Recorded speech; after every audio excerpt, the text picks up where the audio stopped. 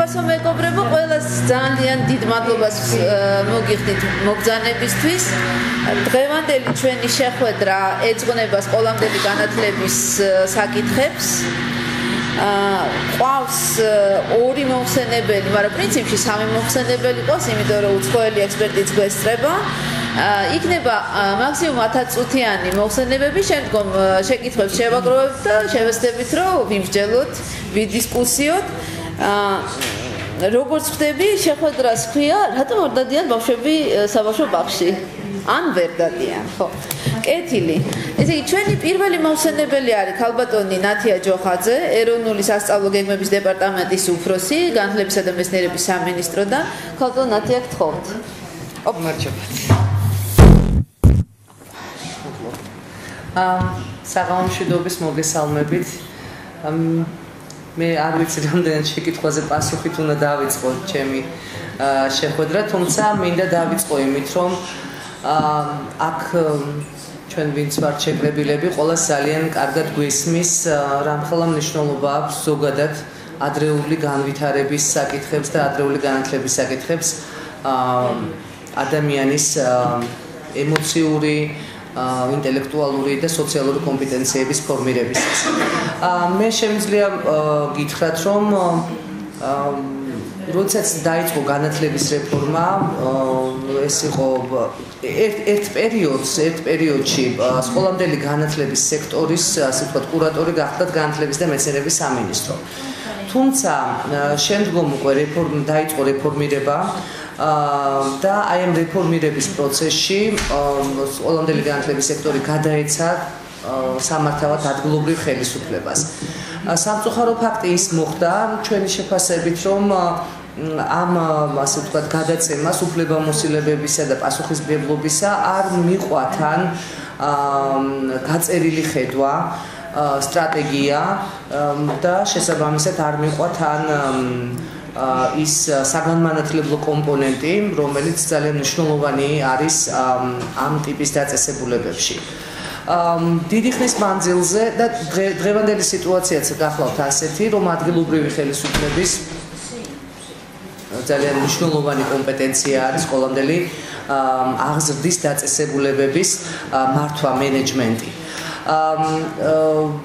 დიდი ხნის მანძილზე განათლების და მეცნიერების სამინისტრო, მისი სააგენტო, ერთ-ერთი სააგენტო გაეროს ბავშვთა ფონდის ხელშეწყობით და დაფინანსებით, მიუხედავად იმისა, რომ სამინისტროს დებულებით არ ჰქონდა უშუალოდ განსაზღვრული სკოლამდელი განათლების სექტორში მოღვაწეობა, მიუხედავად ამისა, ექსპერტული ჯგუფები, ვინც აქ მუშაობდნენ, მათ ძალიან კარგად ესმოდათ, რამხელა მნიშვნელობა ჰქონდა სკოლამდელი განათლების მიმართულებით მუშაობას და ამიტომ ძალიან მნიშვნელოვანი პუბლიკაციები გამოიცა. და სამინისტროში ეხლაც არის ეს პუბლიკაციები, ელექტრონული ვერსიითაც არის ხელმისაწვდომი. ეს არის ადრეული განათლების და განვითარების სტანდარტები, ეს არის მასწავლებელთა ხელშემწყობი გზამკვლევები, ეს არის სასკოლო მზაობის შეფასების ფორმა, ეს არის სასკოლო მზაობის ანგარიში, ეს არის მშობლის აქტივობების კრებული, ამ დაწესებულების მოლაპატრონობის სახელმძღვანელო და ასე შემდეგ და ასე შემდეგ. ამის შემდეგ 2012 წლის დეკემბერში მე საუბრობ ინსტიტუციურ მოწყობაზე და დამეთანხმებით იმიტომ ვიწყებ აქედან, რომ როდესაც საკითხი არის მნიშვნელოვანი, ცხადია, მას აქვს სათანადო ინსტიტუციური ხელშეწყობა და მას ვთქვათ, მისი ინსტიტუციური მოწყობა ასე თუ ისე არის გადაწყვეტილი. ამიტომ უკვე 2012 წლის დეკემბერში სამინისტროში შეიქმნა ესეთი სამმართველო და სამინისტროს დებულებაში გაიწერა სკოლამდელი განათლების სექტორში სამინისტროს როლი და ფუნქციები 2012 წლიდან. თუმცა მართვის თვალსაზრისით ცხადია, განათლების და მეცნიერების სამინისტრო კვლავ არ არის, ასე ვთქვათ, ამ საბავშვო და სააგზელო დაწესებულებების მენეჯმენტის განმახორციელებით და კვლავ ადგილობრივი ხელისუფლების პრიორიტეტი და პრეროგატივა არის ეს, მაგრამ საგანმანათლებლო კომპონენტში განათლების და მეცნიერების სამინისტროს დებულებით არის განსაზღვრული ეს ფუნქციები, რომ ჩვენ გვიწერია, ჩვენ ვამზადებთ სასწავლო პროგრამებს, ვამზადებთ მეთოდურ გზამკვლევებს, კონსულტაციას ვუწევთ ადგილობრივ ხელისუფლებას იმისთვის, რომ მათ შეიმუშაონ სკოლამდელი განათლების სტრატეგიები და რეალურად განახორციელონ უკვე ადგილზე. მინდა აღნიშნო რას გეგმავთ სამინისტრო ამ მიმართულებით? სამინისტრო ამჟამად მუშაობს ზოგადად განათლების და მეცნიერების სამინისტროს ხედვასა და სტრატეგიულ დოკუმენტზე.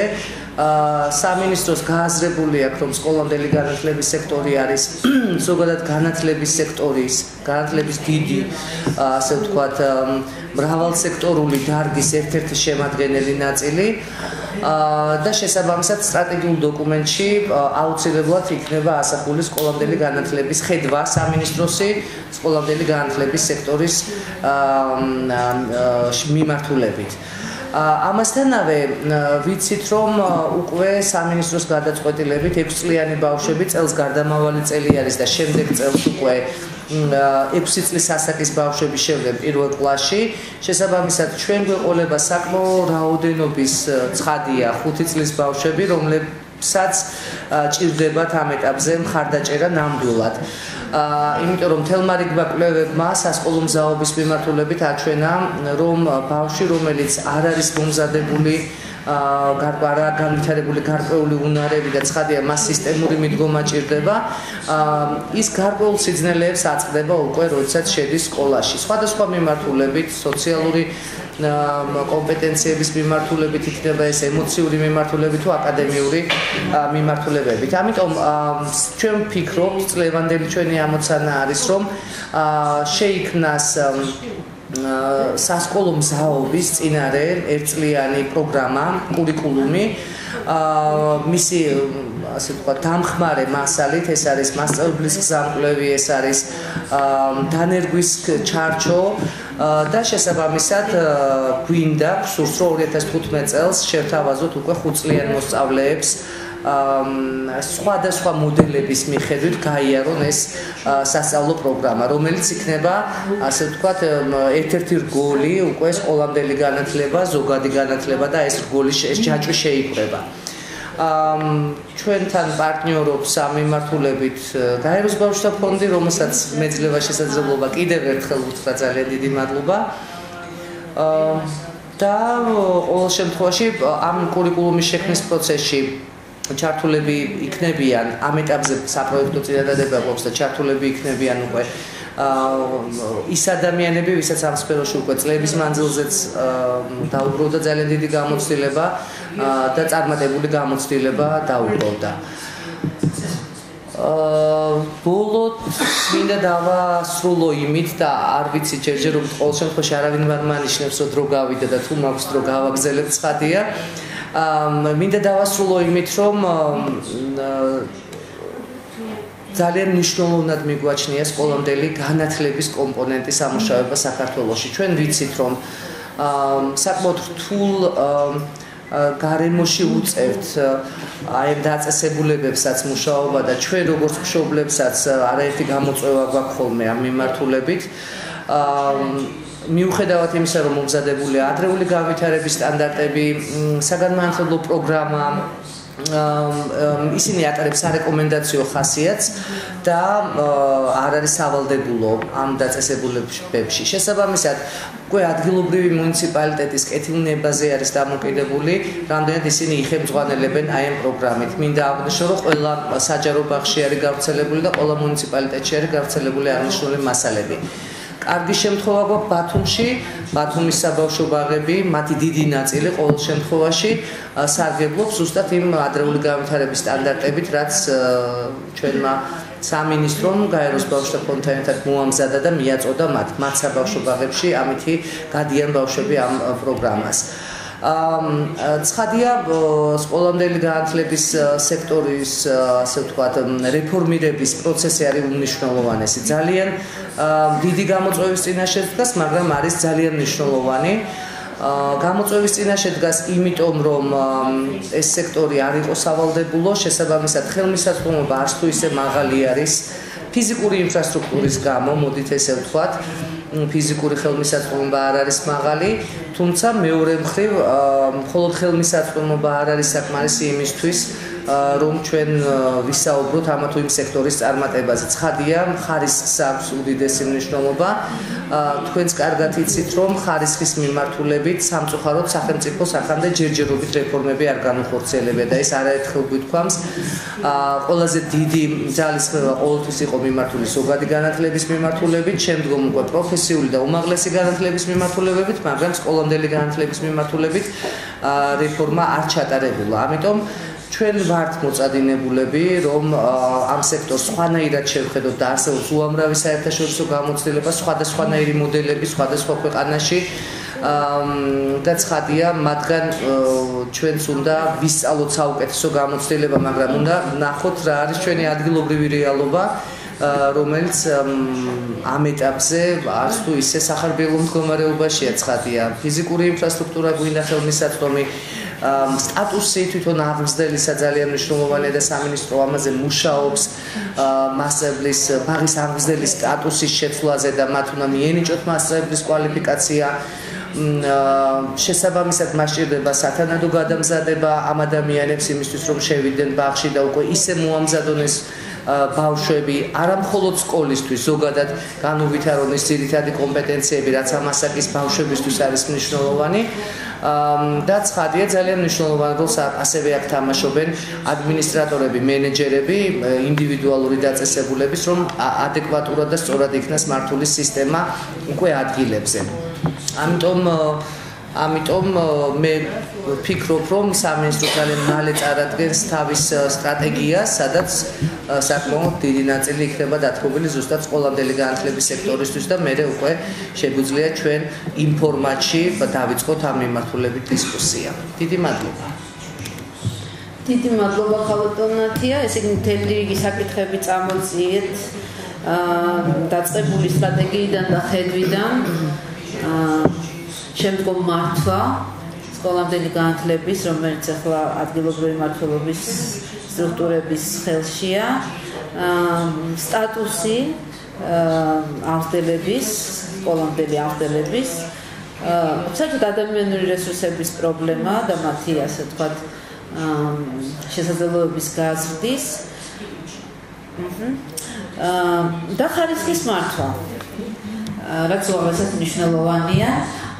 მე მინდა ახლა გადავცე სიტყვა ბატონ გიორგი მესხიძეს, რომელიც წარმოადგენს არასამთავრობო ორგანიზაცია კივიტას ჯორჯიკას და უკვე ბატონი გიორგის მოსვენების მერე თანთან რაც შეკითხვები გაგიჩნდებათ, მეგობრებო, გთხოვთ რომ ჩაინიშნოთ და უკვე გვექნება საშუალება რომ დავსვათ. გთხოვთ ბატონ გიორგი. მადლობთ. მე კითხვას პრინციპში დაგوارდადია ბავშვები ბაღში. შევაბრუნებდი ესე, რომ ვიკითხავდი, კი მაგრამ რატომ უნდა იარო. და მინდა გთხოვოთ, რომ იმათ აწეოთ ხელი, ვისაც ბაღში გივლიათ.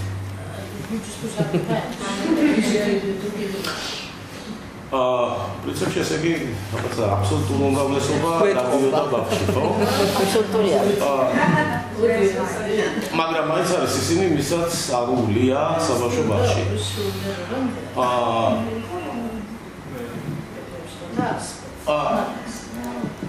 ესეთ რა არის, მე მგონი, რომ მთავარი პრობლემა, რომელიც ჩვენ გვაქვს საქართველოში, გახლავთ ის, რომ რომელ ეტაპზეც არ უნდა ვილაპარაკოთ, იქნება ეს ადგილობრივ დონეზე თუ ცენტრალურ დონეზე, საბავშვო ბაღის არსებობა წარმოგვიდგენია როგორც დამხმარე მშობლისთვის.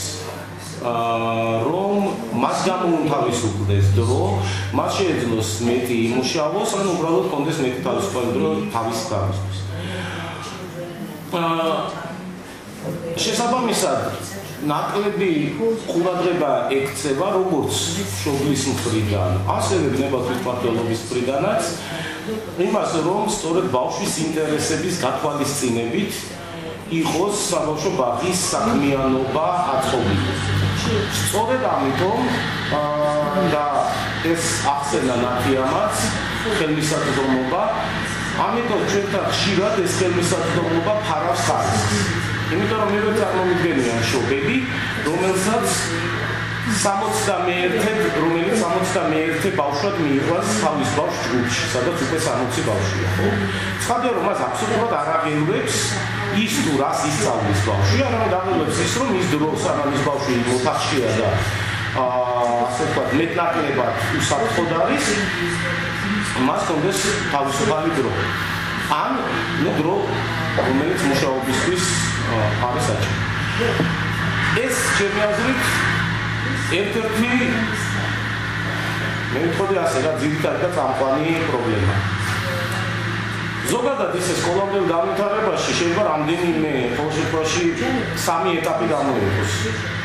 ერთი ეს არის 2006 წლამდე, როცა სანამდის ასე ვთქვათ საბავშვო ბაღები გადაეცემოდა ადგილობრივ თვითმმართველობას და გულზე ხელი რო დავიდოდა ვთქვათ რაიმე დიდი ასე ვთქვათ წარმატება თუ გარღვევა თუ რაიმე მხარდაჭერა ამ პერიოდში საბავშვო ბაღებს განათლების სამინისტროდან არ ჰქონდათ, ყოველთვის ეს იყო დანამატი განათლების სისტემაზე და ჩემი აზრით როცა დაიწყო განათლების რეფორმა საქართველოში, რომელიც დღესაც მძევდება, უბრალოდ თქვათ ესე ეს რაღაცნაირად ხორცმეტი ამ სისტემის, სადაც რაღაცა კვების და ასე შემდეგ მომენტები იყო, განათლების სისტემა მოიცილა და გადაულოცა ადგილობრივ თვითმმართველობას. რომელსაც ამისთვის არც მზაობა ჰქონდა, არც კვალიფიკაცია ჰქონდა, არც გამოცდილება ჰქონდა, არც მართვის, არც ხარისხის და საერთოდ არც ერთ სფეროში. თქვენ თუ შეხედავთ ასევე ამ პერიოდის ბიუჯეტებს ადგილობრივი თვითმმართველობის, ნახავთ რომ საბავშვო ბაღებზე დახარჯული თანხა ეს არის ყველაზე ნაკლები იმ სხვა მუხლებს შორის, რომელსაც ადგილობრივი ბიუჯეტები თავისი, ასე ვთქვათ, შემოსულობებიდან ხარჯავს.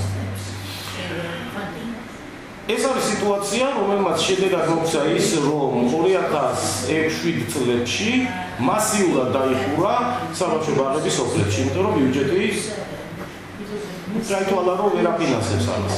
და ბაღების შენარჩუნება პრინციპში მოხდა მხოლოდ ეგრეთ წოდებულ რაიონულ ცენტრებში. მაგალითი ამისი არის ძალიან ბევრი. ნებისმიერ მუნიციპალიტეტს გარდა, ხო, ერთი მნიშვნელოვანი ის არის, რომ მეტნაკლებად უკეთესი სიტუაცია იყო, უნდა ითქვას, კახეთში, სადაც ესე მასიურად სოფლებში არ დახურულა ბაღები. თუმცა სამცხე-ჯავახეთში ასე იყო, შიდა ქართლში ასე იყო, სამეგრელოში ასე იყო და ასე შემდეგ. ეხლა თაზე არაფერს ვამბობ, სადაც დღემდე მე მგონი ერთ საბავშვო ბაღია ომში. შემდეგი ეტაპი იწყება 2009 წლიდან, როცა ინტერესი იზრდება სკოლამდელი განათლების მიმართ და ამას მნიშვნელოვნად შეუწყო ხელი საქართველოს დონორების, განსაკუთრებით UNICEF-ის აქტივობა და პროგრამებმა, რომელიც UNICEF-მა განათლების სამინისტროსთან ერთად განახორციელა. მათ შორის აი ის ადრეული ასაკის განვითარების სტანდარტი, რომელზეც ნათიამ უკვე ისაუბრა. რომელსაც მოყვა მთელი რიგი სხვა დამხმარე ლიტერატურა და გარკვეული ბაზა ამ მხრივ მე შემიძლია ვთქვა, რომ დღეს საქართველოში არსებობს. და ახლა არის უკვე ლაპარაკი იმაზე, რამდენად მოხდება ამ ყველაფრის გამოყენება და ასე ვთქვათ დანება. და მუნიციპალიტეტებიც, როგორც ჩანს, უკვე ადგილობრივი მოსახლეობის მხრიდან გარკვეული ასე ვთქვათ ზეწოლის, ანუ თქვენ თუ ნახავთ, ვთქვათ 2007-8 წლის მოთხოვნებს სოფლებში, საბავშვო ბაღი არ ფიგურირებს. 10 წელს უკვე ძალიან ბევრმა სოფელმა მოითხოვა ის, რომ გაიხსნა საბავშვო ბაღი. მანამდე ლაპარაკი იყო უფრო მაგალითად წყლის ან რაღაც გზის თემებზე. შემდეგ ესე იგი 2009 წელი და შემდეგ მე ვიტყოდი უკვე აი ამ ბოლო 2 წელიწადს 2013 და ამ მიმდინარე წელიწადს რომელმაც უნდა ასევე მოახდინოს გარკვეული გარდატეხა სკოლამდელი განათლების სფეროში, უნდა შემოიღოს და მოხდეს მიღება უკვე საკანონმდებლო ბაზის, რომელიც უფრო ნათლად დაარეგულირებს სიტუაციას და ხელს შეუწყობს ხარისხის მართვის, ხარისხის კონტროლის გარკვეული მექანიზმების დანერგვის. ამჟამად პრობლემები, რომელიც არის და დაუბრუნდეთ იმას. თუ რატომ უნდა იარონ ბავშვებმა საბავშვო ბაღში, მე არ ვილაპარაკებ აქ დღეს ამ აუდიტორიაში, სადაც ბევრი ჩემზე უფრო კომპეტენტური ადამიანი ზის, იმაზე თუ რამდენად მნიშვნელოვანია ბავშვის განვითარებისთვის, თორედ ეს თქვათ ესე 2-დან 6 წლამდე პერიოდი. მისი გონებრივი თუ სოციალური განვითარებისთვის. არამედ ვილაპარაკებ იმას, რომ კვლევა, რომელიც მაგალითად ჩვენმა ორგანიზაციამ ჩაატარა 2012 წელს, აჩვენებს, რომ პირდაპირი კავშირია მაგალითად სახლში წიგნების არსებობასთან და ბავშვების მცირე მოტორული უნარების განვითარებასთან. პირდაპირი კავშირია მშობლების განათლებასა და საბავშვო ბაღში სწავლების ხარისხს შორის. ის მშობლები, რომლის განათლების დონე მაღალია, ითხოვენ და აინტერესებთ, რას სწავლობს ბავშვი ბაღში და ის რას ჭამს. აინტერესდება იმით, თუ როგორ მუშაობს მასწავლებელი და არა იმით, რა არის მენიუში. მხოლოდ, რა თქმა უნდა, მენიუც აინტერესებს, მაგრამ არა. შესაბამისად, კიდევ ერთი მნიშვნელოვანი საკითხი ეს არის მშობლებთან მუშაობა. თუ ჩვენ გვინდა ხარისხიანი ბაღები, მოთხოვნა ასეთ ხარისხზე პირველ რიგში უნდა მოდიოდეს მშობლებიდან. რაც არ უნდა მოთხოვნა დააყენოს ხარისხზე, ასე ვთქვათ, სახელმწიფო ორგანოებმა, თუ ამას არ მოყვა მხარდაჭერა მშობლების მხრიდან და მათი ასე ვთქვათ მონიტორინგი და რა ვიცი საბავშვო ბაღების საქმიანობის, ამას არ ექნება დიდი არაფერი შედეგი. შემდეგი აუცილებელია და ითქვა, რომ ძალიან კარგია, რომ განათლების სამინისტრომ დაიწყო ამაზე მუშაობა, რომ ამ მცდელებს ჰქონდეთ მასწავლებლის სტატუსი. არ შეიძლება, რომ ამ მცდელს ჰქონდეს 120 ლარი ხელფასი და 60 ბავშვთან 8 საათი მუშაობდეს. ამას შედეგი არ იქნება. რაც არ უნდა დაუწესოთ ნორმები. უბრალოდ ვერ იმუშავებს. ასევე ხშირად არის ლაპარაკი და ნებისმიერ სოფელში რომ მიხვიდეთ, გეტყვიან, რომ ყველაზე დიდი პრობლემა რაც აქვს, ეს არის ინფრასტრუქტურა. მე პირადად ეს ყველაზე ნაკლებ პრობლემა მიმაჩნია, იმიტომ რომ ეს არის პრობლემა, რომლის გადაჭრაც ძალიან მარტივია. ჩადებული და უკეთესი ინფრასტრუქტურა გექნება. სამწუხაროდ ესე ვერ გააკეთებ იგივე მასწავლებლების შემთხვევაში, იმიტომ რომ მილიონიც რო დახარჯო, ერთ წელიწადში კარგი მასწავლებელი შეიძლება ვერ ყავდეს. ამას ჭირდება დრო ამ კადრების მომზადებას. გარკვეულწილად იმ ინფრასტრუქტურის, მე გულისხმობ საგანმანათლებლო ინფრასტრუქტურას, რომელიც ასევე დაინგრა უმაღლეს განათლებაში, მის აღდგენასაც ბევრად მეტი დრო ჭირდება, ვიდრე შენობის სახურავის გამოცვლას ან გათბობის გაყვანა. ასევე ძალიან დიდი დრო ჭირდება იმას, რომ იყოს ის სათამაშოები, ის საგანმანათლებლო, ასე ვთქვათ, რაც ჭირდებათ ბავშვებს საბავშვო ბაღში. და არა მხოლოდ მაგალითად ეს მოთხოვნა ჩამოყალიბდეს, ასე ვთქვათ, ბაზარზე და არა მხოლოდ სიტყვაზე რაღაცა პლასტმასის, თქვათ, იქ არ ვიცი, მეჩინურ მანქანაზე, ხო? მაგრამ მასწავლებლებმა ისიც უნდა იცოდნენ, რომ ეს სათამაშოები არის ბავშვებისთვის. მე ძალიან ბევრი მინახავს, როცა ეს უძებთ, ასე ვთქვათ, პარკში ჩადებული, გაუხსნელი, იმიტომ რომ, ასე ვთქვათ, აწერიათ მათ და არ იყენებენ, რომ აი მოვა კონტროლი და შემამოწმებენ და მე სათამაშო როგორ ეხლა, რომ გაწეხონ. შესაბამისად ეს ბავშვები ისე თამაშობენ, რასაც ძველი იმედით, რა ქვია, ასევე. ანუ შევაჯამებდი და მე ესე ვიტყოდი, რომ უკეთესი საბავშვო ბაღი, სადაც ყველას მოუნდება სიარული, გვექნება იმ შემთხვევაში, თუ პირველ რიგში ჩვენ მოვითხოვთ ასეთი კარგი საბავშვო ბაღების არსებობას. ჩვენ გვეცოდინება, როგორი უნდა იყოს ეს ბაღი. და თუ ესენი იქნება ორიენტირებული, რა თქმა უნდა, ბავშვზე. სხვა მხრივ, რაც არ უნდა ძალისხმევა ჩაიდოს კონკრეტული, ასე ვთქვათ, აქ-იქ იქნება ეს დონორი, იქნება ეს არასამთავრობო ორგანიზაცია, თუნდაც სამინისტრო, ძალიან მნიშვნელოვანია ეს ძალისხმევა, მაგრამ არასაკმარის. მაგალითად. დიდი მადლობა. უკაცრავად. დიდი მადლობა ბატონ გიორგი. გეთანხმებით იმაში, რომ სანამ არ იქნება სკოლამდელი განათლება ბავშვზე ცენტრირებული, და თუ აქცენტი არ გადმოინაცვლებს მშობელზე ცენტრირებულობისგან და მშობლის დროის განთავისუფლებისგან ბავშვის განვითარებაზე, მანამდე რთულია ლაპარაკი ხარისხის უზრუნველყოფაზე. გმადლობთ პერიოდიზაციისთვის, რომელიც მოახდინეთ. ესე იგი თუ 2006 წლიდან ფაქტიურად არასასურველი, ასე ვთქვათ, არასასურველი იყო და ვთქვათ გადაელოცა სკოლამდელი განათლების მართვა მუნიციპალიტეტებს. უკვე 2009 წლიდან, როგორც ჩანს, ამმნიშვნელოვანი ნაბიჯებია გადმული და ეხლა კი გარდატეხის პერიოდი ყველაზე ალბათ კრიტიკული პერიოდია და ნებისმიერი გარდატეხის პერიოდი კრიზისის თანხლებით ხორციელდება, ვიცით. და ალბათ მნიშვნელოვანია, რომ დღეს ხდება ამაზე მსჯელობა და ეს იმის შანსია, რომ ესე იგი ერთობლივი ძალისხმევით პრობლემა მოგვარდეს. დღეს ჩვენს აუდიტორიაში, სანამ გადავიდოდით შეკითხვებზე და დისკუსიაზე, ჩვენს აუდიტორიაში არის გაეროს ბავშვთა ფონდის ექსპერტი, რომელიც ამჟამად ეხმარება საქართველოს მთავრობას და დაინტერესებულ სუბიექტებს სკოლამდელი განვითარების დარგში საკანონმდებლო, ასე ვთქვათ, მექანიზმების შემუშავებაში. ეს არის ქალბატონი ემილი ვარგას-ბარონი, რომელიც დაკვირდა, რომ ასევე პატარა სიტყვას წარმოთქვამს. ქალბატონი, ხარ გამოგზანდებოდით, აქ და ჩვენ გადავიწერდით სკამებით და ხო თქვენ. Thank you very much for this invitation. It is a great honor to work in Georgia and with so many highly prepared professionals who are so concerned about this very important area of the early development and education of children.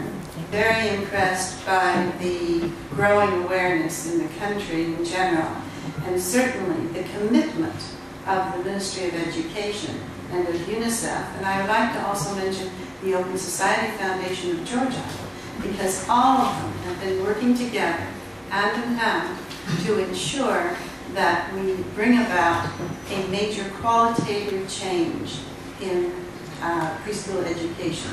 The pleasure of visiting many preschools, and I have witnessed mothers, fathers, community members, grandparents, aunts and uncles, absolutely dedicated to the children. I have no question but what everybody wants to do the best by the children. I've also seen outstanding caregivers who really are preschool teachers who are working beautifully with the children. And we want to build on this positive base. But we do have many caregivers who require additional skills training and upgrading of their abilities to be able to work with the children even more effectively, and in some cases to really gain an understanding of the developmental levels of children so that they can teach appropriately to each child's needs. We will be building on the capacities of our most gifted preschool teachers and specialists. We're going to be bringing a focus on quality and doing everything in our power to assist in quality development. This will include teacher training, both pre-service and in-service. Teacher training for those who are in service currently who wish to expand and improve their abilities. We're going to be working on the new curricula and the reinforcement of prior good curriculum work that is done. It was mentioned that UNICEF and others have been working on as specialists in Georgia, building on what they have done to add even more wonderful materials to provide for teacher education and for work in the classrooms. We're going to be working on educational methods. How is it that we may work most effectively with little children and ensure that they develop well over time? We will be looking at ways to assess the children and ways to assess the performance of teachers to help them do an even better job in the cases where they're already working well, and where they have areas to learn, we will work with them to improve their performance. Another important concept that we have behind both the law and the strategy is equity, the fair and just access to quality services. This is very important. All of us raised our hands, including me, that we went to kindergarten, to preschool. I was very lucky because my mother was involved. And I feel that it is important over time that we ensure that all children, all families are able to access quality services. So we are going to be placing a special focus on ensuring that children who come from families where they do not have a lot of money, where they are facing problems and challenges because they speak a different language, or where they have a disability or a developmental delay, that all of those children will be included.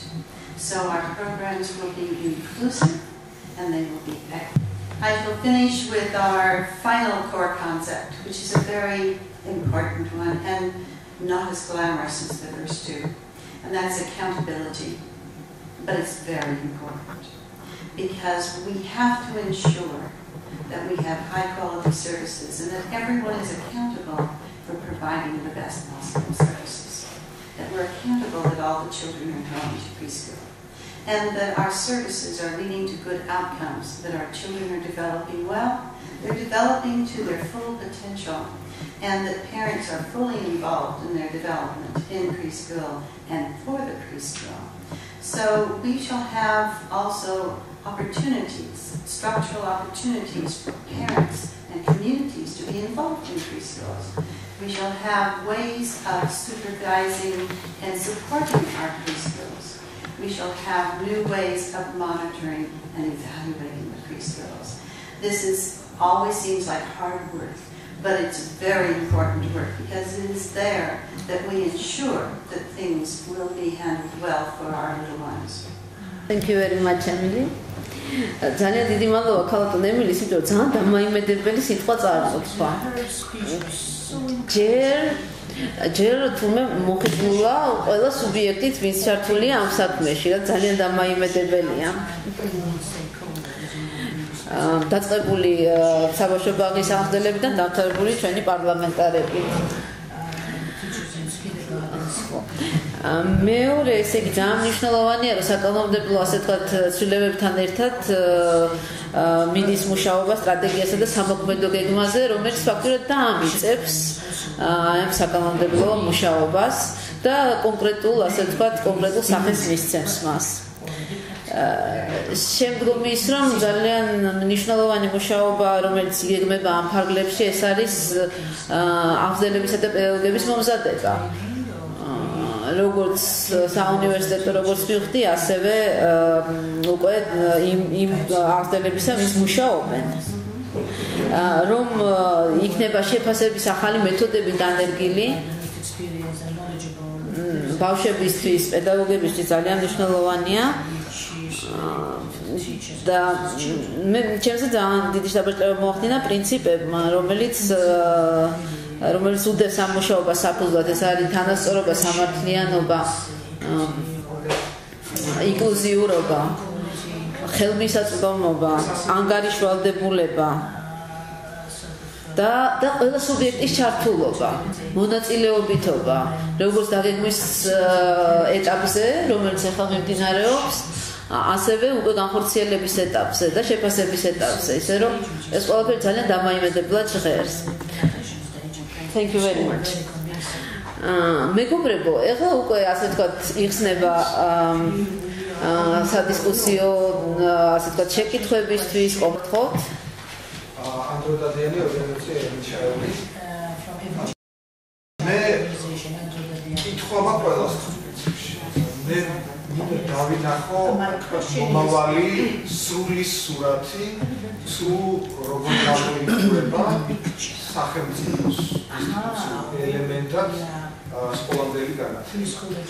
ჩვენ ვიცით, რომ დეცენტრალიზაციის პროცესი მიმდინარეობს და ძალიან საჭირო და მნიშვნელოვანი ელემენტია ჩვენი განვითარების.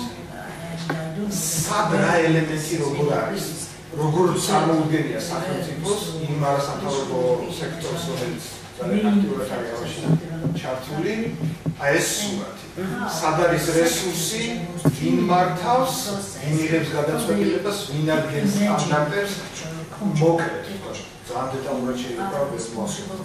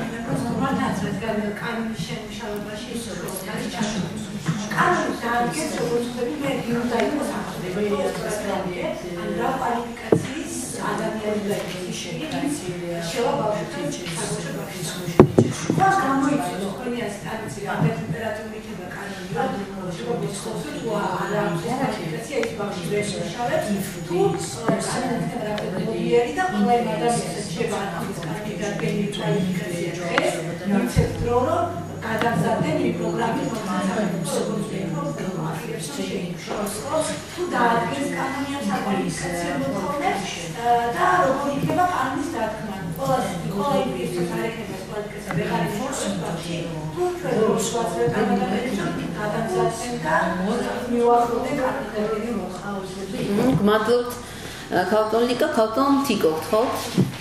დიდი მადლობა. პირველში მინდა ყველას მოვუწო, რომ აი ეს პროცესი დაიწყო და სკულპტურაზების ყოველდღიური ახდა მე ესეთი შეკითხვა მე ძალიან აქტიურად ჩართული ვარ უფრო ადრეული განათლების ახალისებაში. კერძოდ ასეთი პროგრამა არის ვისპიდა წავკითხე, რომელიც გულისხმობს 6 თვიდან ბავშვებისთვის ციკლის მამახლა კითხვას, რომელიც არის მიცემულებაზე დაფუძნებული პროგრამა და რომელიც ინერგება ჯანდაცვის პირველ ჯანდაცვის სისტემაში და ძალიან ძალიან ხარჯეფექტურია და ასე ვთქვათ არის საფუძველი აი ამ სკოლამდელი აღზრდისათვის, ხო და ძალიან კარგია რომ ნელ-ნელა მოვდივართ ფერმად, იმიტომ რომ ნამდვილად დასაწყისიდან ჩადებული ინვესტიცია ბავშვებში არის გარანტია განათლების, ხო? ნამდვილად არის გათვალისწინებული აი სულთან გადამული ასაკის განათლების ხელშეწყობა. ესეთი შეკითხვა და კიდევ კომენტარი მინდა გავაკეთო. მე ვფიქრობ, რომ აი სომდენას აქვს საშუალება რომ ბავშვი იყოს. ეს არის ძალიან მნიშვნელოვანი საკითხი.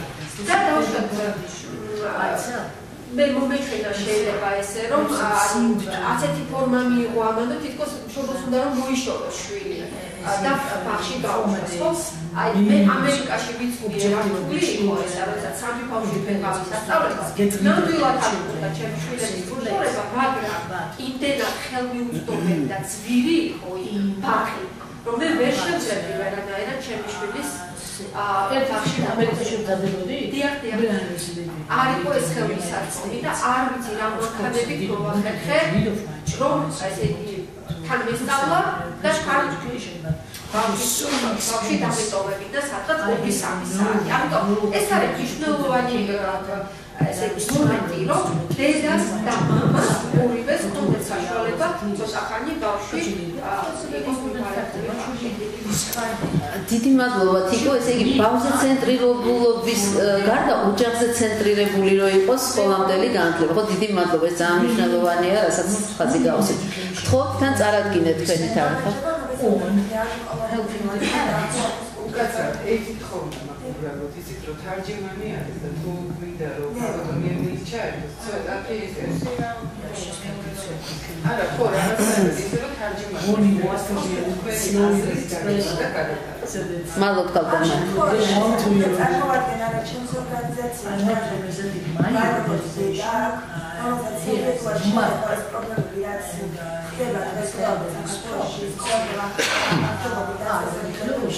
და მაქვს ესეთი კითხვები, დინამიკურს ფარაზებს საუბრობ questions დროს ძირითადად იყოს პრობლემები, რომელიც შეხვდება გინდა ოჯახი, გინდა ბავშვი, მას შემდეგ რაც იყო ბავშვი წავა ბაღში, მაგრამ რატო არ მიდის ბავშვი? პირველივე კვირის ბოლოს ხვდები, should be finished as soon as children go to stresses, იქცევა არაადეკვატი გადაწყვეტილება, შეიძლება არცესი პრობლემა ამბავიდან აუხსნარ. ამ შემთხვევაში და ამ შემთხვევაში ამ მექანიზმი მაგალითად ჩემი შვილი ემოციების ცნობილ ბავშვი ერთ ყველაზე ცნობილი არის სადაც ნამდვილად დამაკოდა ის რომ თუნდაც ფსიქოლოგის მუშაობა არ იყო პირველ ჯგუფთან რომელიც არის გაბაგში სადაც მნიშვნელოვანი არის რომ ბავშვი ეტაპობრივად გადავახვდეს კარიერას ოჯახიდან გადასახადა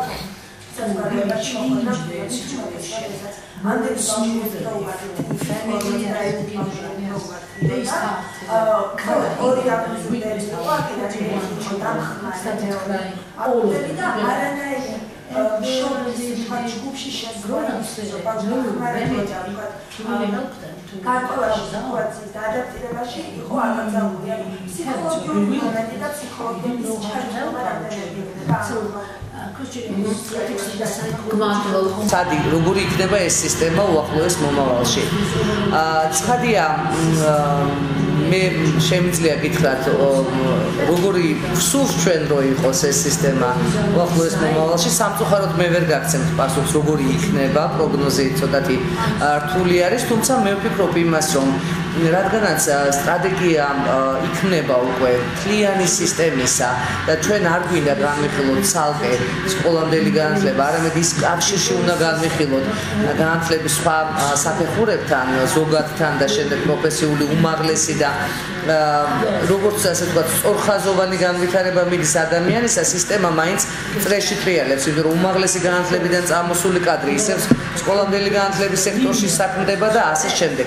ამიტომ ჩვენ ვხედავთ ესე, ყოველ შემთხვევაში ესეთი სურვილი გვაქვს, რომ დეცენტრალიზება სისტემისა იყო მნიშვნელოვანი და დღესაც ვფიქრობ, რომ ეს არის მნიშვნელოვანი.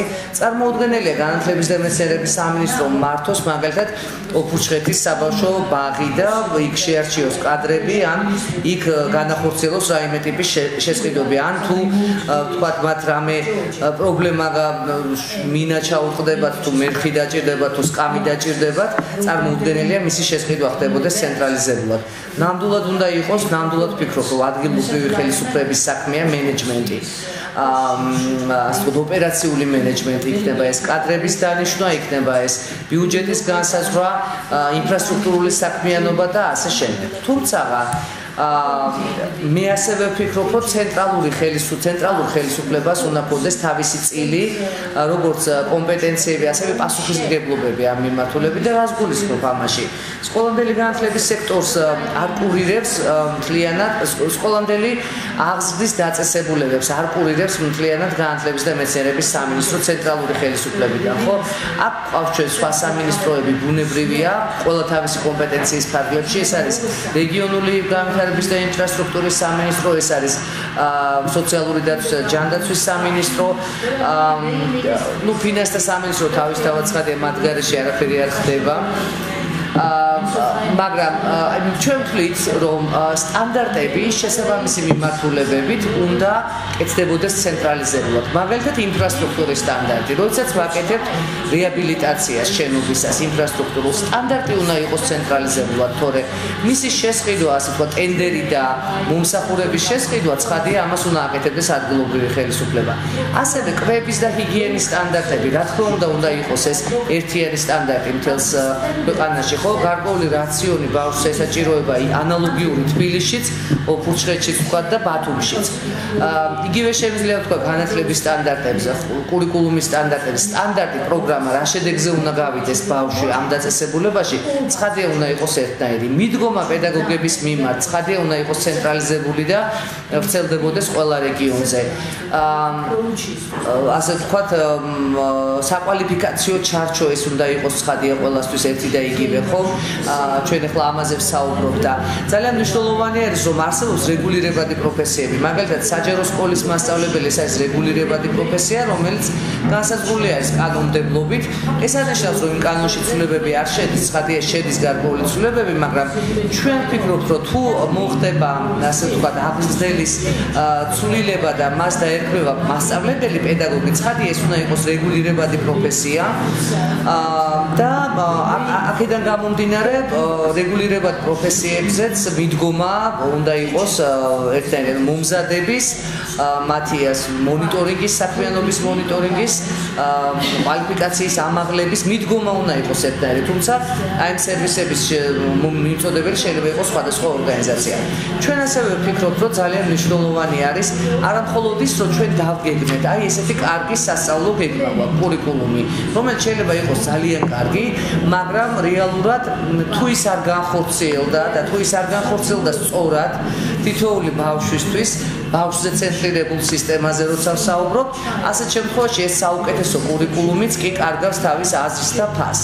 ამიტომ კურიკულუმის დაწერაზე მნიშვნელოვანი არის მისი იმპლემენტაცია და განხორციელება, სადაც ძალიან ბევრი კომპონენტი არის ჩართული. ხო, სისტემური მიდგომა ჭირდება, ამას ჭირდება მასწავლებლის შესაბამისი მომზადება, იმიტომ რომ მასწავლებლის მომზადებაც, აღზრდელის მომზადებაც ეს არ არის მარტივი საქმე და როგორც გიორგი თქვა, ვეთანხმები, ამას წლები ჭირდება ნამდვილად.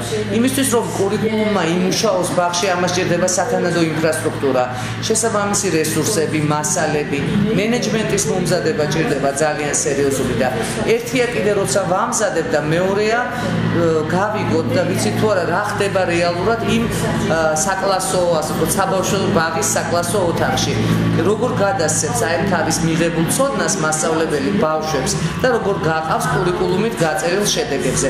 ანალოგიური პრობლემა ჩვენ ზოგად განათლებაშიც გვაქვს, არაფერს ახალს არ ვიძახით, ცხადია, მაგრამ ეს სისტემა ასე მუშაობს, ანუ დაგეგმვა კურიკულუმი, მასწავლებლის და ადამიანური რესურსების მომზადება, ინფრასტრუქტურის ხელშეწყობა, მონიტორინგი აქტიური, ამ მონიტორინგის შედეგად, ასე ვთქვათ, უკუგება და უკუკავშირი, ან კურიკულუმია შესაძლებელი, ან მასწავლებლის მომზადების პროგრამაა შესაძლებელი, ან მომზადების ინფრასტრუქტურა არ უწყობს ხელს მასწავლებელს, მაგალითად მთელი რიგი აქტივობების განსახორციელებლად და კვლავ იგივე ციკლი იწყება. მერე დაგეგმვა, მომზადება და დანერგვა, მონიტორინგი, კვლევები და ეს არის წრე, რომელიც აქ მუშაობს. ამიტომ ამ სისტემაში ცხადია ჩვენ ვფიქრობ, რომ ეს უნდა იყოს ცენტრალიზებული, ხარისხის კონტროლის თვალსაზრისით, სტანდარტების შემუშავების თვალსაზრისით, ფული არ უნდა იყოს, ფული მენეჯმენტზე, ანუ სამოქმედო operation managements, რასაც ვეძახით,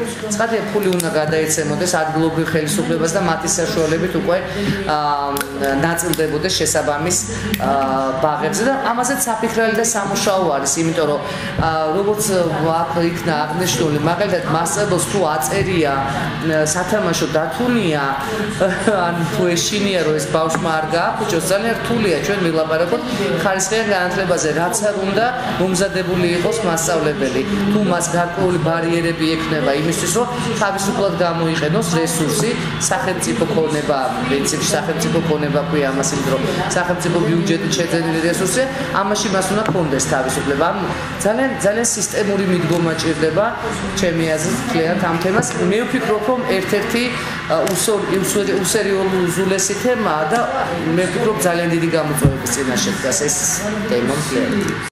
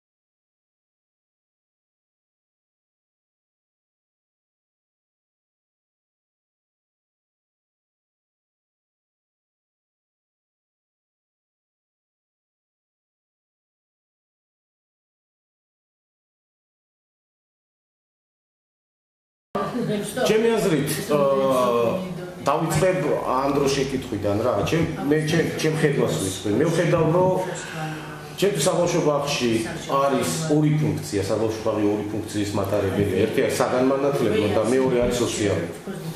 ან სხვა სოციალური თქვა. მე მიმაჩნია, რომ სახელმწიფოს ვალდებულება არის დაკავშირებული საგანმანათლებლო კუთხით. და ის რასაც ქვია ზრუნვა არის უფრო ნაკლებად, ასე ვთქვათ, სახელმწიფოს ვალდებულებებში. და სხვათა შორის იგივე წერია კონსტიტუციაში, სადაც წერია, რომ სახელმწიფო არის საგანმანათლებლო, ასე ვთქვათ, განათლების კუთხით ვალდებული. ყველა კვლევა აჩვენებს, რომ ამ ვალდებულების შესრულება შესაძლებელია დღეში, ასე ვთქვათ, 3-4 საათიანი სწავლებით. და მიმაჩნია, რომ ეს უნდა იყოს ის, რაც უნდა იყოს უფასო. შემდეგ, თუ მშობელს უნდა მაგალითად, რომ ბავშვი დატოვოს, იმიტომ რომ მუშაობს, იმიტომ რომ სხვადასხვა მიზეზების გამო შეიძლება დატოვოს 1 საათით, ან 3 საათით, ყოველდღე, ან მხოლოდ პარასკევით. ეს უნდა იყოს, რა თქმა უნდა, ასე ვთქვათ, მშობლის უკვე კონტრიბუციით, იმიტომ რომ ეს არის საგანმანათლებლოს ზედა მომსახურება, ასე ვთქვათ, რომლის ვალდებულება ჩემი აზრით სახელმწიფოს არ უნდა. ასევე მე ვხედავ განათლების სამინისტროს როლს სწორედ იმაში, რომ მან დაადგინოს საგანმანათლებლო ხარისხის სტანდარტები, რომლის შესრულება უნდა დაევალოს ყველა, მათ შორის კერძო ბაღებსაც, რომელიც ახლა საერთოდ ამოვარდნილი არიან ნებისმიერი იურიდიული ჩარჩოებით. საქართველოში კერძო ბაღი იურიდიულად არ არსებობს, იმიტომ რომ არ შეიძლება არსებობდეს, იმიტომ რომ კანონი ადგენს, რომ ბაღი მხოლოდ მუნიციპალიტეტმა შეიძლება დააარსოს და მხოლოდ როგორც არაკომერციული ორგანიზაცია. აქედან გამომდინარე, ყველა კერძო ბაღი რეალურად ეს არის ჩვეულებრივი შეფასებები, რომელიც არაფერ არ გასწავლდება სხვაებად. დღეს თბილისი და აგერილინა არის და არ მოცემს რომ მოვიტყო. თბილისის ბიუჯეტი არის საბავშვო ბაღებზე 60 მილიონს აჭარბებს.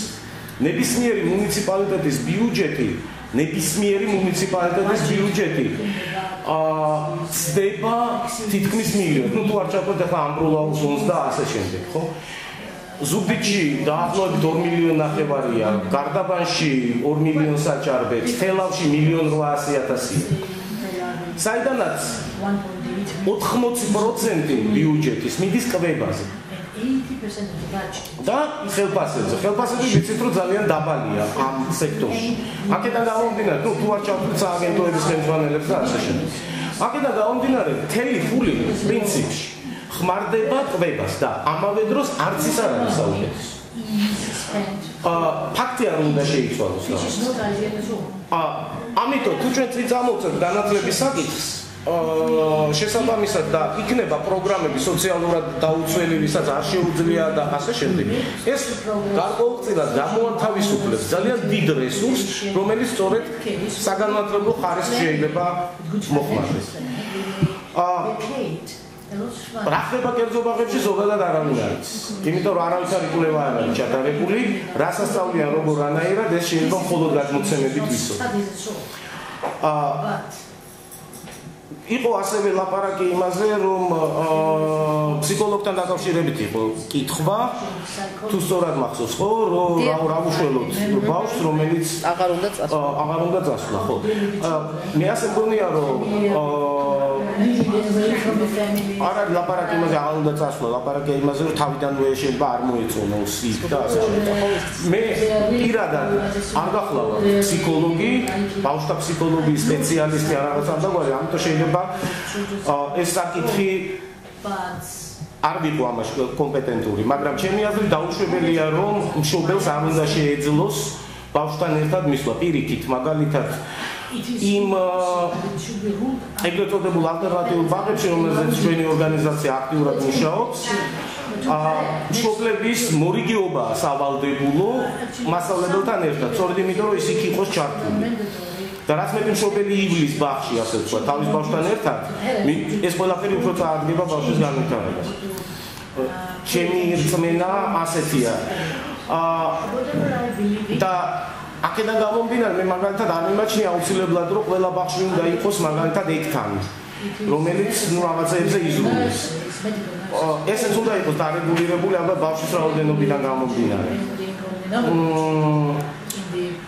ამიტომ იდეალური ვარიანტი ჩემთვის არის და ერთი კიდე აუცილებელია ჩემი აზრით საქართველოში შემოვიღოთ ალბათ 3 წელიწადში მაინც მივახციოთ იმას რომ ეს უნდა იყოს სავალდებულო ერთი წელი მაინც 5-6 წლიანებისთვის სკოლაში დასასრულებლად იანონ ბაღში აი ის 3-4 საათი მაინც რაც მათ ასე ვთქვათ გონებრივ განვითარებას ჭირდება ალბათ მიდგომა სწორედ ეს უნდა იყოს რომ ამ სისტემის აშენება შეიძლება იშვიათი შემთხვევაა მაგრამ ზემოდან ქვემოთ შეიძლება იყოს უფრო მიზანშეწონილი ანუ ყურადღება გავამახვილოთ 5-6-იანებზე შემდეგ ქვემოთ წამოვიდეთ ნელ-ნელა იმიტომ რომ ეცეთ ესენი სკოლაში დრო იკარგება ანუ 3 წლიანს კიდევ მაგალითად 2 წელია სანამ 5-ის გახდება და იმ 5 წლიანს კიდევ აღარ აქვს. ამიტომ აქცენტი ალბათ წელს მაგალითად უნდა გაკეთდეს 5 წლიანებს.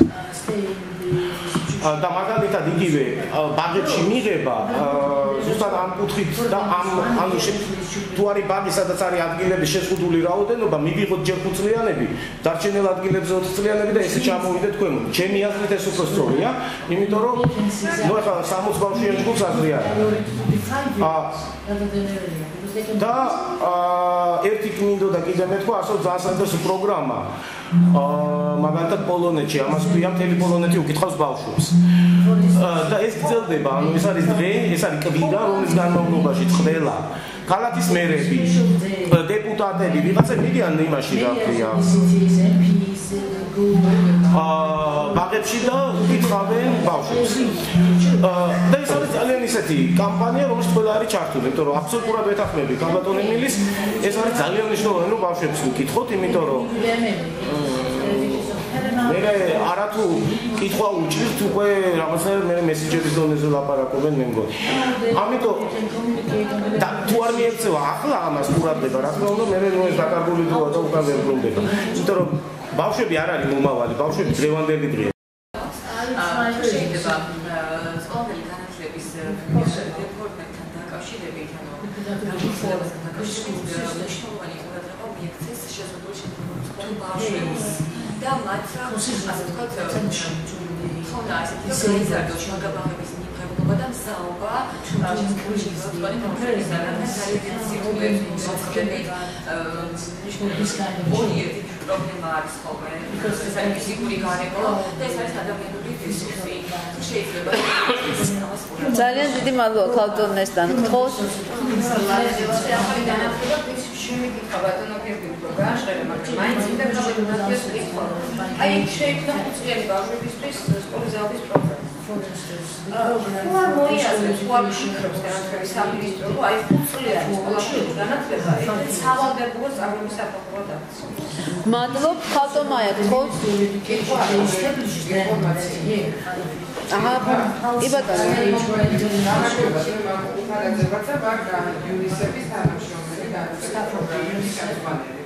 უბრალოდ ძალიან ჯერ გაისმოდა საუბარი არის სკოლამდელი განათლების კანონზე პროგრამა სამთი აუდიტორია ჩაგაყენა საქართველოში რომ ჩვენ თავიდან გადაგირდა თხოვი მოგმართა პარლამენტმა საქართველოს პარლამენტმა გავუწევთ შეგვიძლია რომ მოშმარებით მათ ასე პროგრამები ისე საერთაშორისო ექსპერტიზით რაც ოფიციალურად აკადემიის უსწავლობა და ეს შესაძლოა এখন მიმდინარეობს რაშმას აიმე თოფლიები ხომისა და ეკономიკის თანაშრომლობა მეორე უბრალოდ ძალიან ინტერესი საუბარი იყო როგორი იყო სექტორი შემდეგ საკითხზე გადავიდა რომელიც სკოლამდელი განათლება რაღაცნაირად მიმოხილული 2006 წლამდე და 2009-დან და იყო ლაპარაკი იუნისეფის განათლების სამინისტროს თანამშრომლობაზე, მაგრამ არ შემიძლია აი ამ შემთხვევაში ხაზი არ გაუსვა არასამთავრობო ორგანიზაციების ასე ვთქვათ ძალიან ინსტრუმენტულ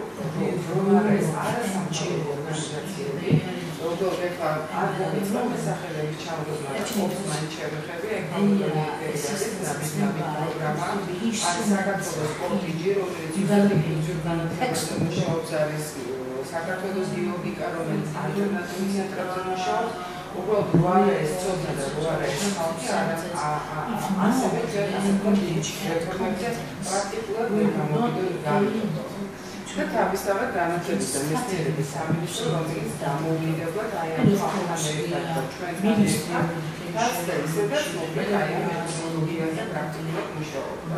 და ერთი კითხვა კიდევ რომ ბავშვები როცა ბაღში მიდის, ეს ზუსტად აი ხარისხიდან ეს ხარისხიდან პირდაპირ უგებაში ბავშვების იმიტომ რომ პედაგოგმა დაამხსოვრა სკოლა ბაღში არის როგორ უნდა ნამდვილად ეს გარემო მომხიბლული გახადოს მის ისე რომ ეს გაჩერდეს, ხო? ანუ ეს პირდაპირ კავშირში არის ხარისხთან.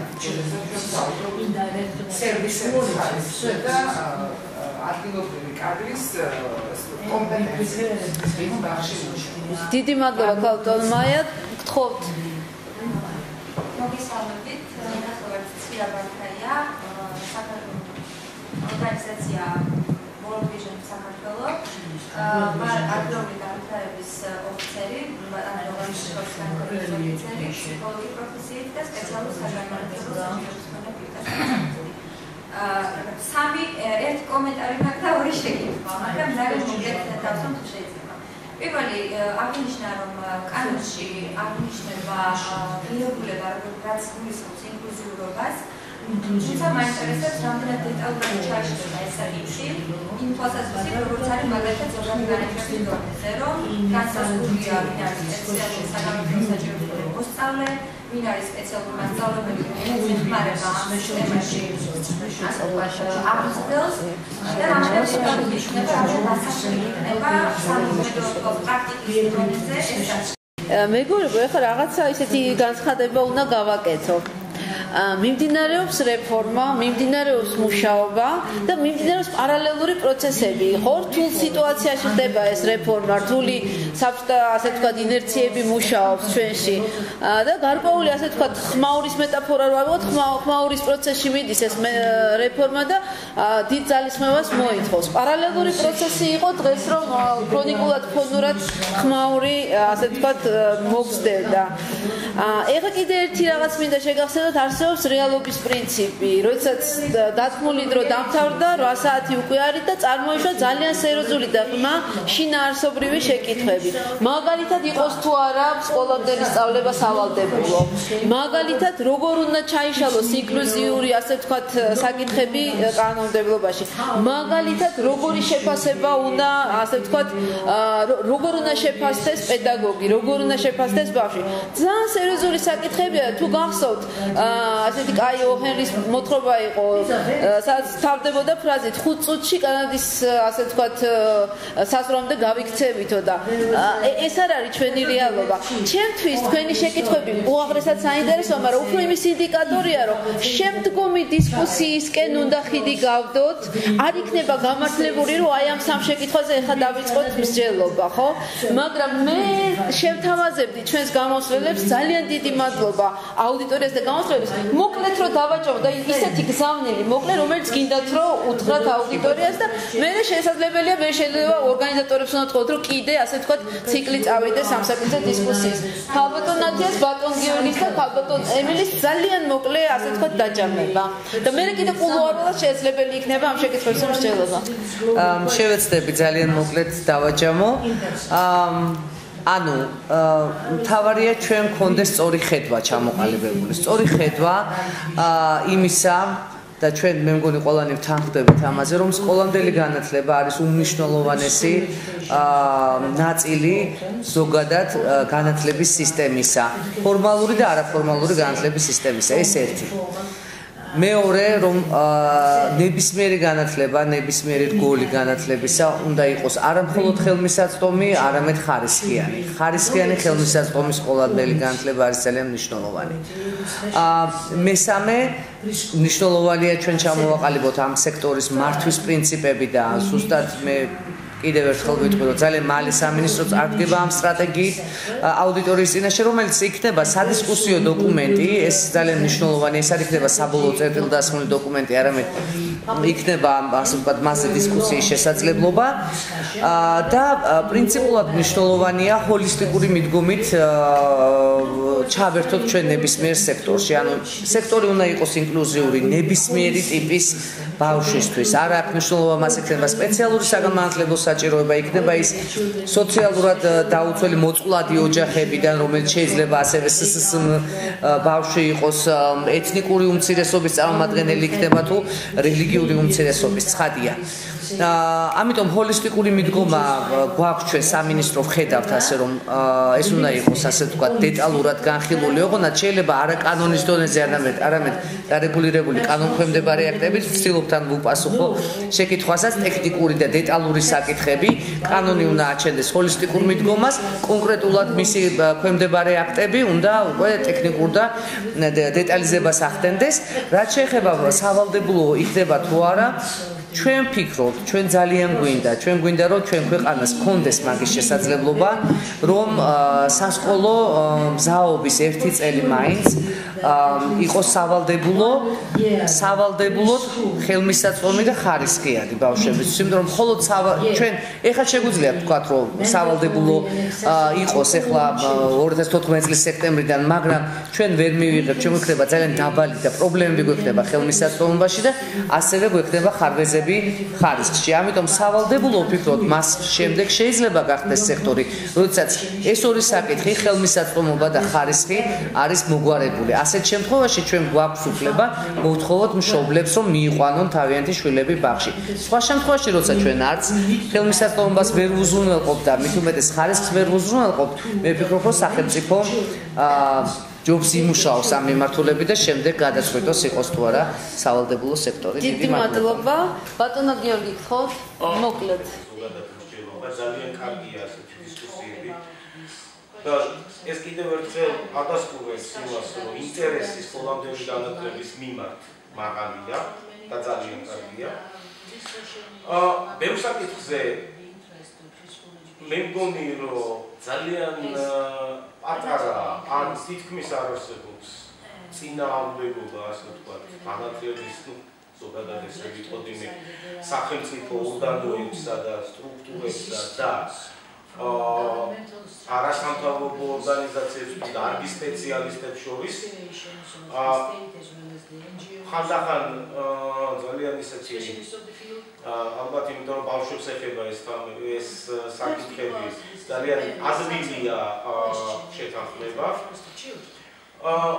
უბრალოდ ხშირად ჩვენ გვავიწყდება ეს მომენტი რომ ექსპერიმენტების ჩატარება არის ძალიან სახიფათო როგორც უკვე ჩაატარა განათლების სამინისტრომ 5 წლიანში და რამდენიმე წლის წინ როცა ისინი გადიოდნენ სკოლაში მშობლებს მიყავდათ იმიტომ რომ იქ უნდა რაღაცა უკებით თუ რა ვიცი რა ქვია დაერიგებინათ იმიტომ რომ საბავშვო ბაღი არ იყო და უნდა რომ წაეყვანა და ასე შემდეგ არსებობს ამისი კვლევა და ნახავთ დაინტერესდებით შედეგებს ამან არაფერი კარგი საბოლოო ჯამში არ მიიტანა იმიტომ რომ არ იყო ადაპტირებული არც ის სასკოლო გარემო ამის მისაღებად და უბრალოდ ლაპარაკი ხანდახან იმაზე რომ ეს არის გამიცემი რომ ვიღაცა ქვეყანაში 5 წლიდან დადიან და მოდი ჩვენც ესე დავაკეთოთ არ გამოდის ჩვენ უნდა ჩვენი რეალობა ვიცოდეთ და ეხლა სადავართ და ნაბიჯები ამის მიხედვით უნდა დაიგეგმოს არ შეიძლება რომ ცაგერში ნანახი მყავს ბავშვები რომლებიც იჭნენ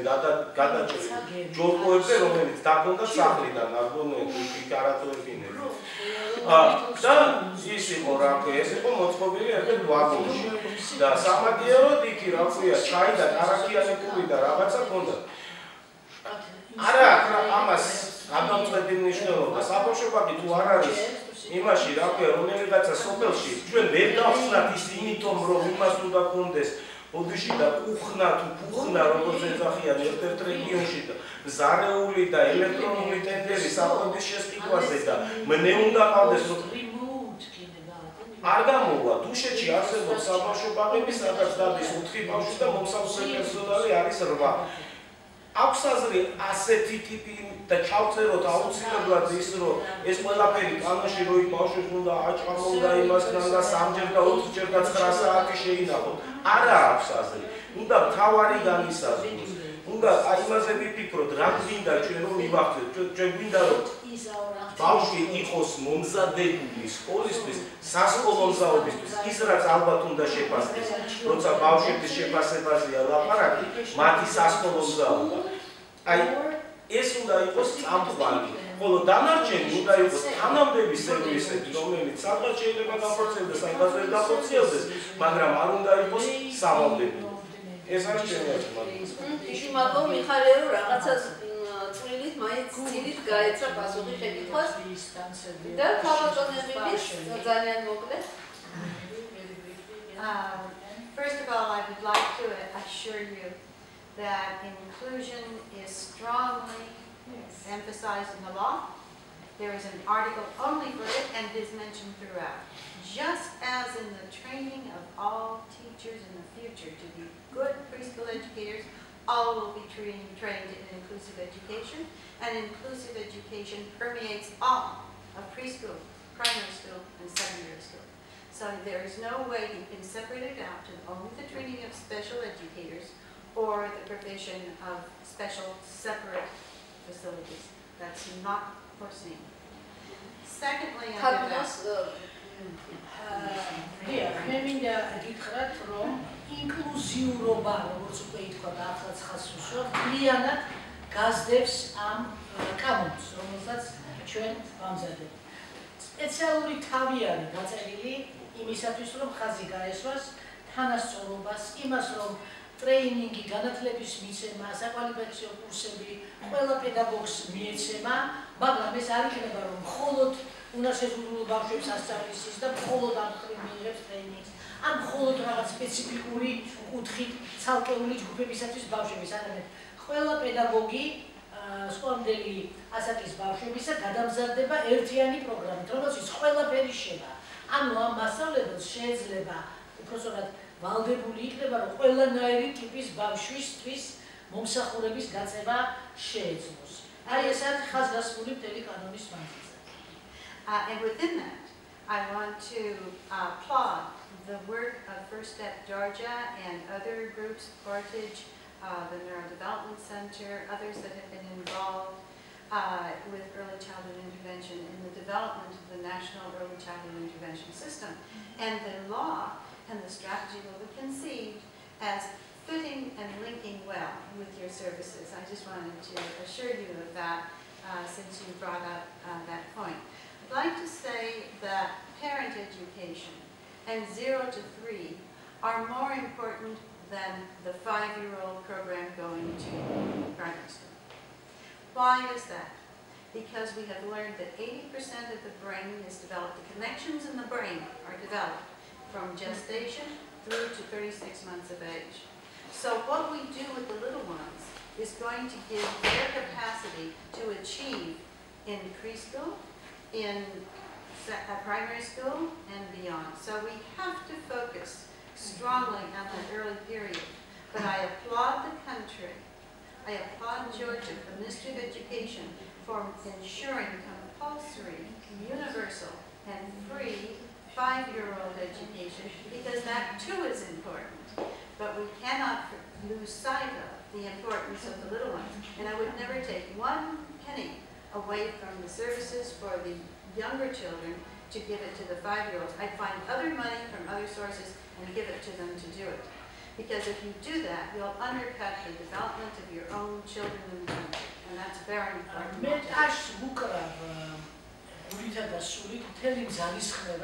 რომელიც საქართველოში გამოიჩინეს შესაბამისმა ჯგუფებმა თუ უცხებებმა დაწყებული საქართველოს განათლების სამინისტროთი, დონორების და ყველა დაინტერესებული მხარეს არასამთავრობო და სუხარის ჩათვლით იმისათვის, რომ ესოთე დიდი ყურადღება დაეთმო სკოლამდელი აღზრდის საკითხებს საქართველოში.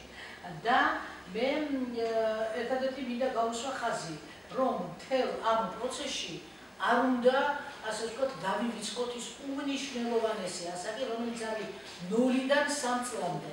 ანუ ის კი არა, რომ მთელი ყურადღება თუ რესურსი ადამიანური ფულადი გადატანილი იყოს მხოლოდ და სავალდებულო იყოს აი ეს 5 წლიანი ბავშვებისათვის განათლების მიცემა. არამედ მეცნიერებამ დაადგინა, რომ ყველაზე უფრო ნაყოფი არის ასაკი ადამიანისათვის, ეს არის 0-დან 3 წლამდე, როდესაც მისი ტვინის უჯრედები ვითარდება და განვითარდება და შემდეგ მასზე არის დამოკიდებული თუ 5 წლის ასაკში რა შედეგს მოგვცემს ბავშვი და რა ასე ვთქვათ რესურსი უნდა დაიხარჯოს მის შემდგომ განვითარებაზე.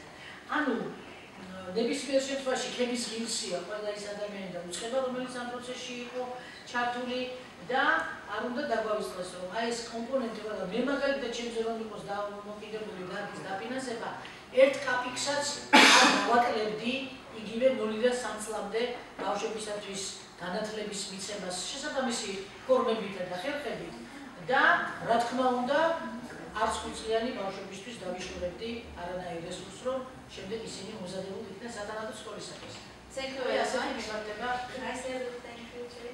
Oh yes. I would like to very much thank the Ministry of Education and Science for its leadership. I'd like to thank, they aren't here, but the parliamentarians who stand behind this. I'd like to thank LPA Associates, we have Java back there, for the superb, brilliant work that they have been doing in supporting our work for the early and preschool law. I'd like to thank Mako Kuparate for her excellent work in supporting the efforts and from UNICEF, we do appreciate that. So to all of you who are in the early and preschool education working group, and all of you who have given ideas and questions today, thank you to all of you. It's been very helpful.